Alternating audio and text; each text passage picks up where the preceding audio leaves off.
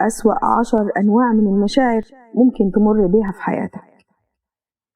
لما تعيش أطول فترة من عمرك حد معطاء جدا، فتحصد بعد عطائك ده كله إساءة، وكأن ذنبك الوحيد إنك كنت إنسان أكتر من اللازم. لما تحس إن أكبر جريمة عملتها في الحياة إنك شخص صبور، تتحمل كتير وقليل الشكوى، واللي قدامك بيستغل صبرك لصالحه هو. لما تندم على شعور حلو أو إحساس بالحب حسيته تجاه حد معين نتيجة لمواقفه وتصرفاته السيئة معاك باستمرار.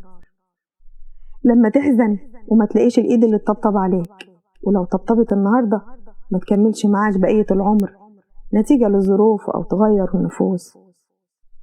لما تعجز إنك تنقذ حد قريب منك من الغرق في متاهات الحياة، أو تعجز إنك تمنعه يكمل في طريق مسدود، أو تفشل إنك تحميه من نفسه حتى. لما تكون بين أهلك وصحابك وأصدقائك وناسك، ورغم كده تحس إنك أكتر حد وحيد في الدنيا، واللي حواليك عبارة عن فراغ، ودي اسمها غربة الشعور.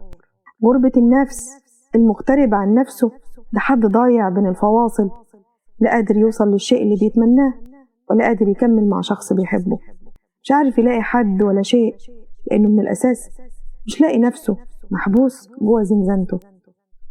لما تعيش قصة حب وتكتشف في نهايتها إنك كنت مجرد كومبارس مش البطل، كنت مجرد متفرج وتلعب عليك دور البراءة باحتراف، العشق اللي قدمته كان وهم متوج بالخذلان.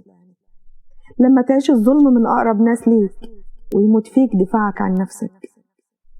لما يسقط يوميا قدامك قناع ورا قناع لأشخاص كنت فاكرهم أغلى هدايا وصلتك من القدر، وتكتشف إنهم عبارة عن كوكبة من الزيف والخسة.